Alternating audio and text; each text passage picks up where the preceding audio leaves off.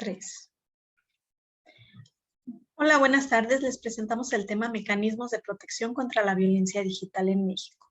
La violencia contra las mujeres y niñas es una conducta generalizada en todo el mundo, que al concebirla como un producto de las relaciones desiguales de poder en que se funda el patriarcado, escala a todos los ámbitos sociales. Y allá donde hay nuevas formas de expresión y mayor presencia femenina, también ahí comienzan a intensificarse las conductas violentas. Hay diversos factores que propician la escalada de violencia, partiendo de un patrón de normalización de conductas de superioridad del hombre, el nulo acceso a la justicia, la falta de servicios médicos, de asesoría legal y psicológica para las víctimas y la falta de aptitudes del personal del servicio público, entre otros. Estas falencias en el sector público provocan que por una parte se genere la impunidad y por otra las víctimas no tengan acceso a los servicios básicos, causando su revictimización. Este es el caso de violencia de género contra las mujeres, determinado por una alta prevalencia de violencia misógina tolerada por el Estado y la sociedad, que no está circunscrita a un territorio determinado en nuestro país, sino que dichas prácticas perniciosas permean en las distintas latitudes del territorio mexicano con el común denominador del escaso esclarecimiento y tratamiento de los agresores, quedando nulo el derecho al acceso a la justicia de las víctimas. La violencia contra las mujeres se redimensiona. Debido a su carácter estructural y cultural, encontramos manifestación de la violencia de género ahí donde se intensifica la participación social. De ahí que percibamos también esta violencia en el área digital, no solo por el avance de las tecnologías de la información y la comunicación, sino también por el confinamiento decretado en la mayoría de los países a raíz del COVID-19. Pero esta violencia no es nueva, sino que es producto de la violencia de género contra las mujeres. De acuerdo con un estudio de la entidad ONU Mujeres, en todo el mundo el 73% de las mujeres ha experimentado violencia en línea. En México, el ciberacoso afecta a 9.4 millones de mujeres en México, 40.3% insinuaciones sexuales, 32.8% contenido sexual no solicitado, esto tan solo en el año 2019. La relatora especial sobre la violencia contra la mujer de la ONU definió la violencia en línea contra las mujeres como todo acto de violencia por razones de género contra la mujer cometido con la asistencia en parte o en su totalidad del uso de las TIC o agravado por este, como los teléfonos,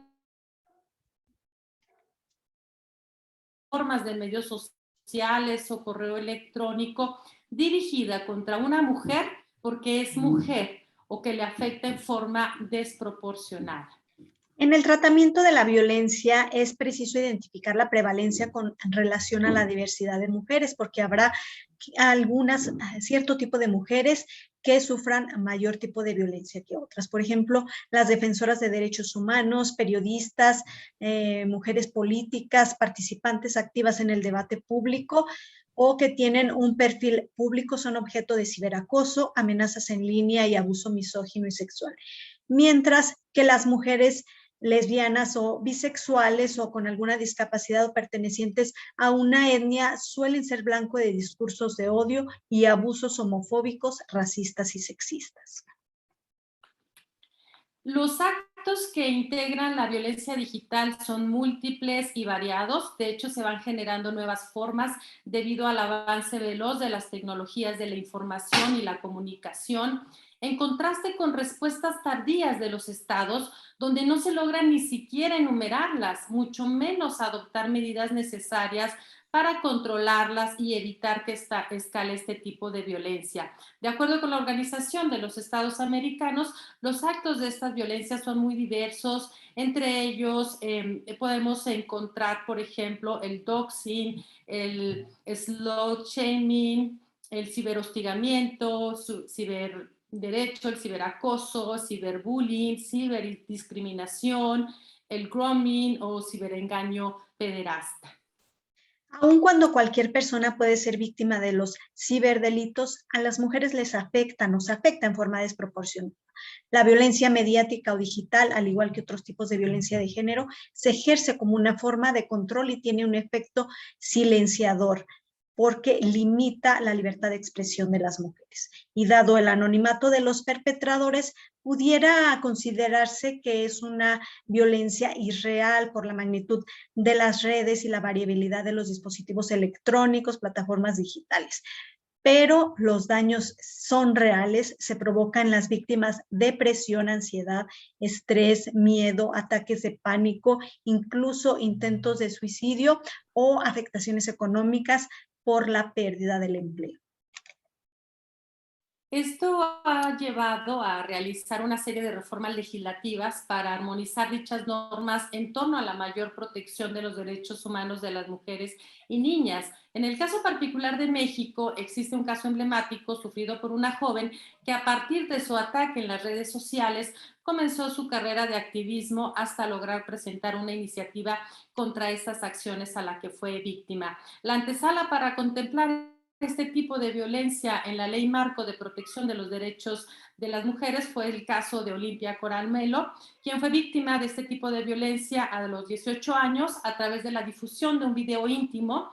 Comienza su activismo y a buscar a otras chicas en circunstancias similares a la suya para unirse e impedir que siguiera este tipo de actividades que atentan contra los derechos humanos de las víctimas. Ya para el 2015-2016 continúa con este activismo, los intentos de iniciar reforma para contemplar la violencia digital. Sin embargo, se topa con estos machismos de diputados, por ejemplo, expresiones, apoyar tu ley sería avalar la putería. El Congreso del Estado de Puebla aprueba reformas al Código Penal frente a delitos de violación contra la intimidad sexual.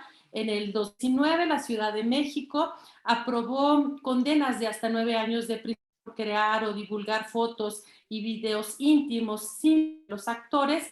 Y para el 2020, el Senado de la República aprobó reforma a la Ley General de Acceso y al Código Penal Federal para castigar la violencia digital.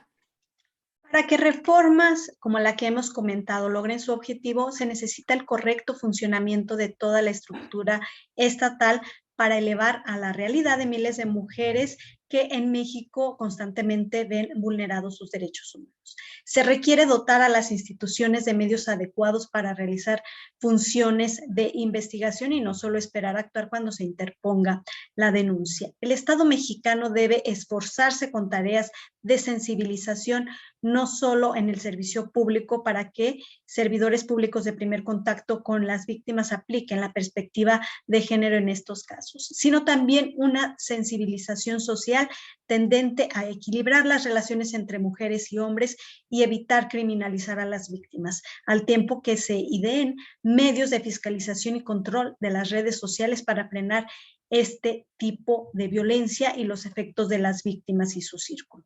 De igual forma, se precisa ejecutar medidas de protección que contempla la ley de acceso y brindar a las víctimas asesoría jurídica y psicológica a la víctima. Finalmente, para hacer valer el derecho humano de acceso a la justicia, es imprescindible para todas las víctimas, para con ello evitar la impunidad, dar una respuesta a ellas y reparar el daño. Por su atención, muchas gracias. Gracias.